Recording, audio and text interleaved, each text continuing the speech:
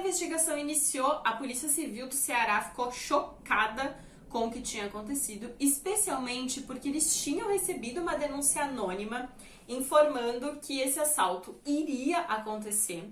Eles avisaram imediatamente o Banco Central, falando: ó, a gente recebeu uma denúncia de que provavelmente daqui a algum tempo vai acontecer um assalto, e o Banco Central simplesmente ignorou solenemente o aviso que a Polícia Civil deu, e no fim o assalto aconteceu mesmo. E agora eu vou te explicar uma outra faceta desse crime, do porquê esse crime foi conhecido como uma maldição para todo mundo que participou ali do crime, pelos empecilhos que vieram depois do roubo, e também revelar um lado de corrupção dentro da polícia.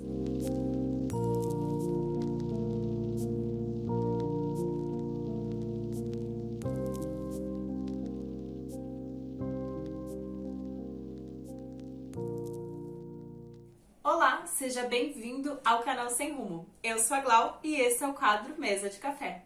Esse é, eu devo confessar, um dos meus quadros preferidos aqui do canal, porque eu posso comer enquanto eu trabalho, posso tomar um café. Hoje, apesar do quadro chamar Mesa de Café, eu tô tomando um chá.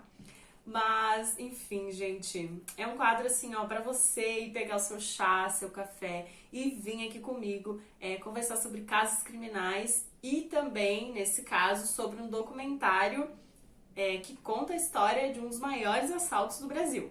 Esse vídeo se baseia no documentário 3 toneladas, Assalto ao Banco Central, e foi sugerido pelo Matheus, que é um dos grandes amigos meus e um dos maiores apoiadores aqui do canal. Então, se você, assim como o Matheus, quiser também sugerir, pode deixar aqui nos comentários que assim que eu puder eu trago o vídeo. Aproveita que você tá aqui, já se inscreve no canal, ativa o sininho, deixa o seu like porque não custa nada e segue o canal também nas nossas redes sociais, porque eu também posto vídeo por lá. Dados os recados, então, pega o seu café, o seu chá, o seu suco e bora pro vídeo. No dia 8 de agosto de 2005, uma segunda-feira, os funcionários chegaram normalmente para o seu expediente ali no Banco Central e se dão conta de que um cofre foi roubado. Eles encontraram um túnel direto no cofre principal do banco e imediatamente acionam a polícia. Haviam sumido mais de 100 milhões de reais que, em peso, somavam 3 toneladas de dinheiro.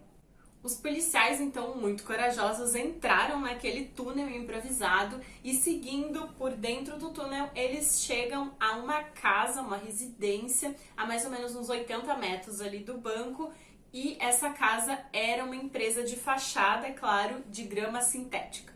Tudo começou com vários criminosos que vinham de São Paulo e eles também recrutaram outros ali no Ceará. E nessa época, o grande forte, da criminalidade eram os assaltos a banco, diferente de hoje em dia, que a maior parte da criminalidade está envolvida com tráfico de drogas. Então, nessa época, eram os grandes assaltos aos bancos aqui no Brasil.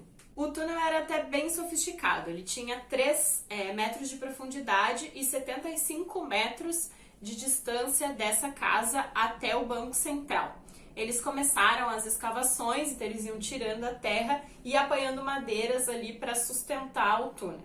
Eles construíram tubulações para levar água e luz por dentro do túnel, tinha sistema de ventilação e até uma linha telefônica para eles conseguirem se comunicar depois que a distância começou a ficar bem grande, da entrada do túnel. Eles se organizaram trabalhando em turnos de 5 a 7 pessoas, alguns trabalhavam de dia, outros de noite, e no plano inicial a ideia era retirar a terra de dentro da casa. Mas nas primeiras retiradas que eles fizeram, a vizinhança ali, porque era um bairro de moradores, já começou a ficar meio desconfiada, ficaram de olho, eles acabaram chamando bastante atenção.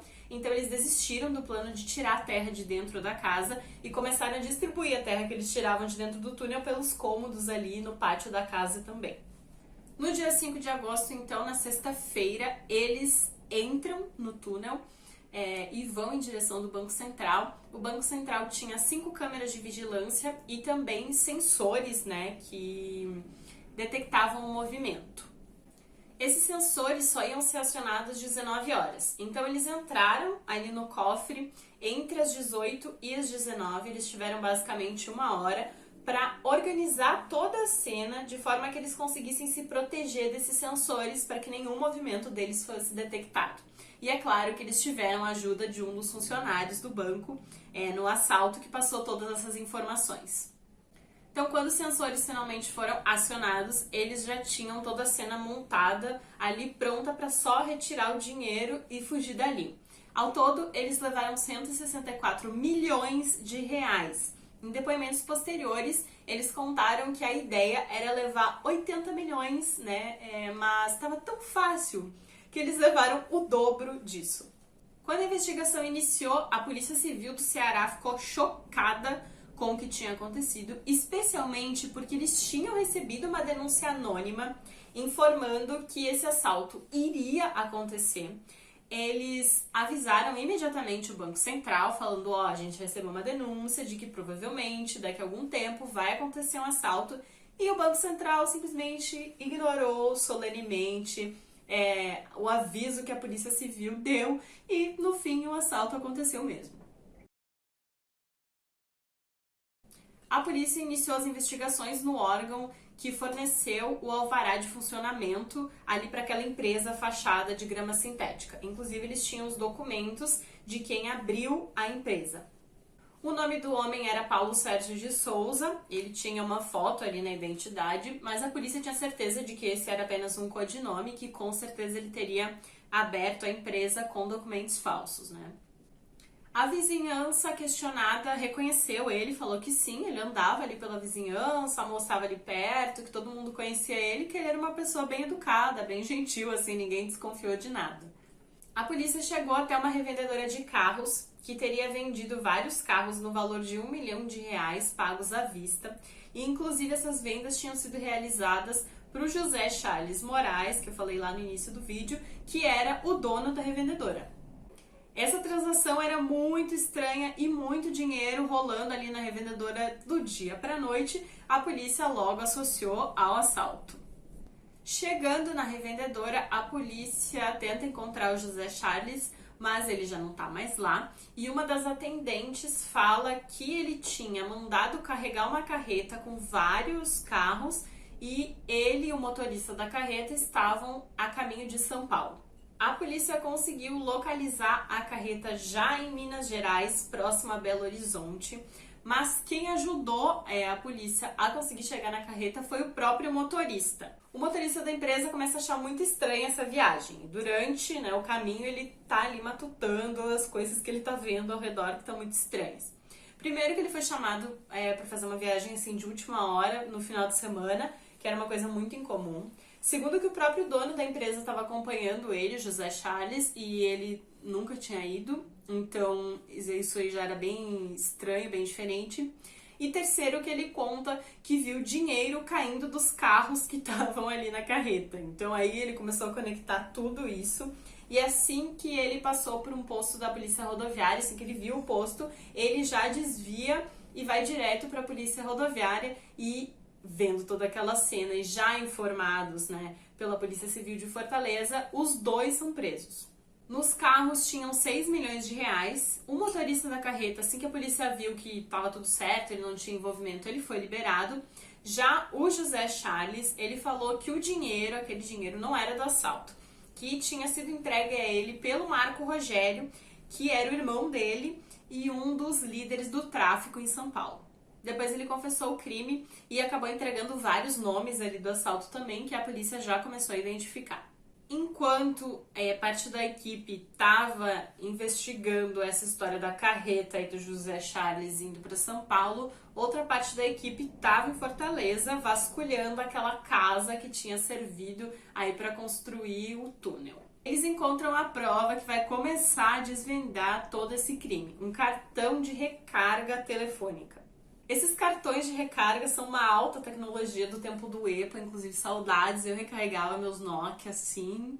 Hoje em dia a gente faz tudo pelo celular, A gente recarrega o próprio celular do celular, mas naquela época não tinha essa tecnologia avançada, então você tinha que comprar um cartão de recarga, você raspava o cartão assim com uma moedinha e ele tinha um código que você colocava, e aí ele recarregava o seu celular a partir daquele cartão. Então tinha cartão de R$15, de R$20, de diferentes valores para você recarregar o seu celular.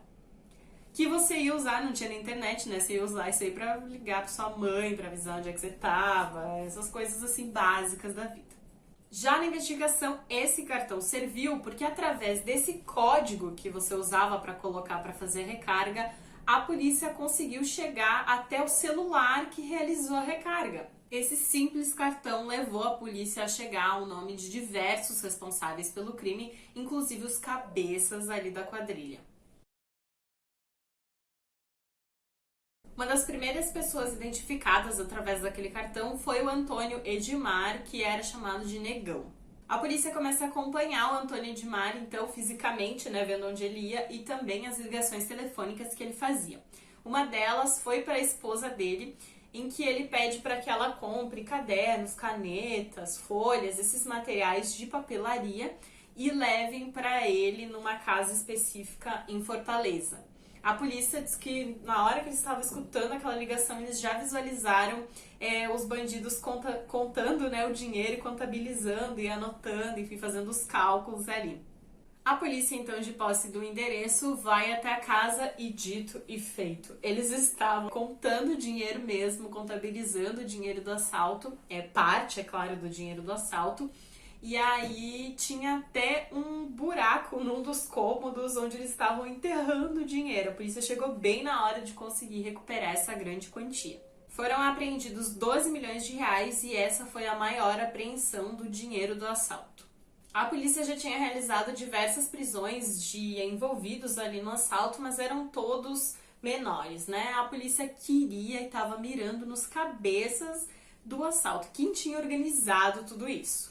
Um dos principais alvos da investigação era o Antônio Alves dos Santos, vulgo Alemão, que era quem a polícia acreditava que era o mentor intelectual ali, que tinha organizado, né, planejado todo o assalto.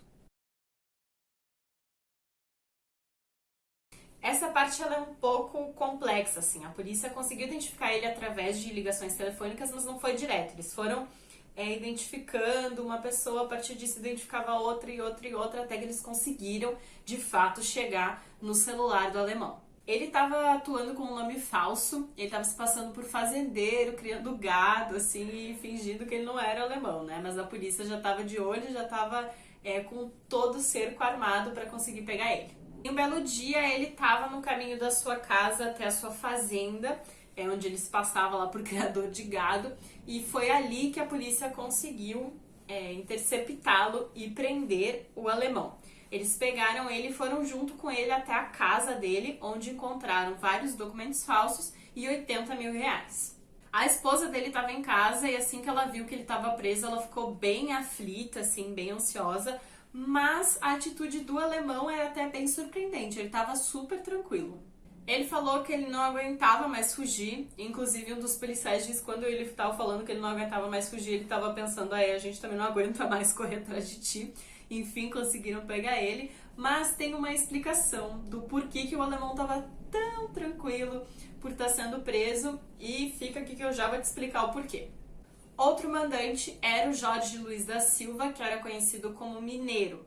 Era ele, aquele homem que cadastrou a empresa de grama sintética, aquela empresa falsa, onde ele se passava por Paulo Sérgio. Então, Paulo Sérgio era um nome falso e ele era o responsável pelo cadastro.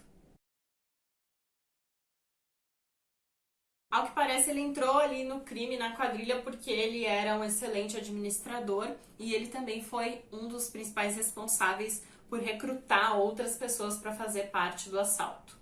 A polícia conseguiu descobrir que ele estava em Minas Gerais e lá que ele tinha contato com um dono de uma locadora de carros. Então sabiam que eles eram amigos e que possivelmente ele ia aparecer lá na locadora. Então, finalmente, a polícia também prende ele, mas os policiais contam que, bem diferente do alemão, ele resistiu muito à prisão.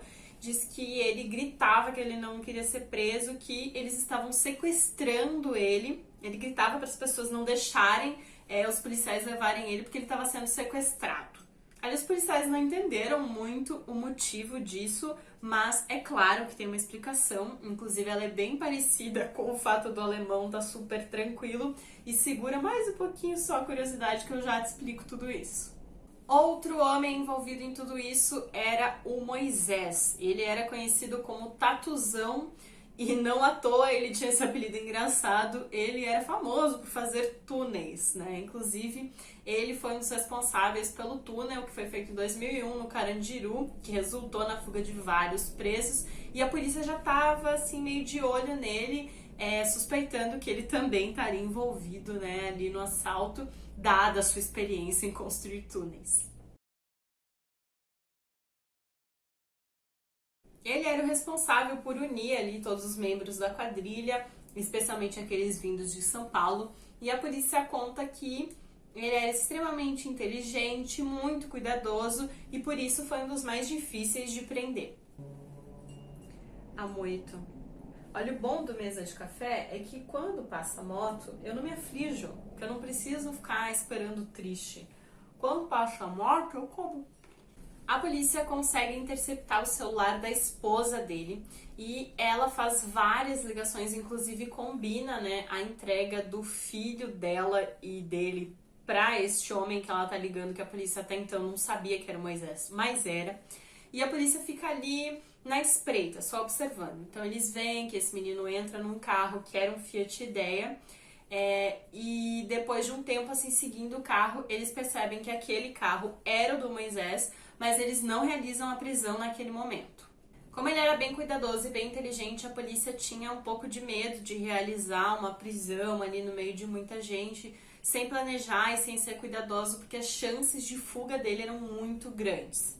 Eles descobrem o prédio em que ele morava e vão disfarçados, fingindo que vão alugar um apartamento lá naquele prédio, e através das vagas na garagem eles identificam o carro do Moisés e então qual é o apartamento em que ele mora ali no prédio.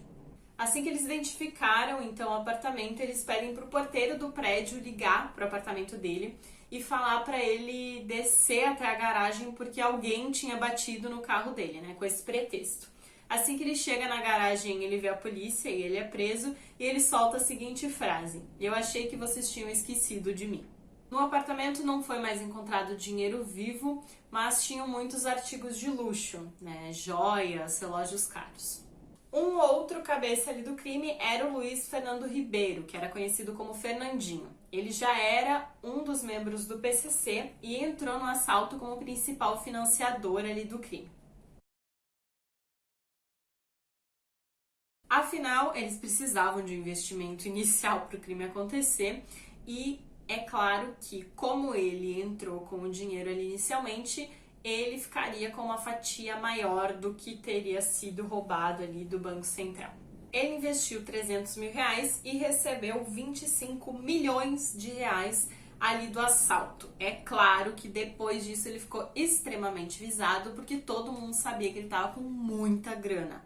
E agora eu vou te explicar uma outra faceta desse crime, do porquê esse crime foi conhecido como uma maldição para todo mundo que participou ali do crime, pelos empecilhos que vieram depois do roubo, o porquê o alemão estava tão aliviado e o mineiro estava tão aflito, e também revelar um lado de corrupção dentro da polícia. Ainda em 2005, o Fernandinho estava vivendo com a sua família em Minas Gerais, quando ele foi abordado por pessoas que se apresentaram para ele como policiais federais.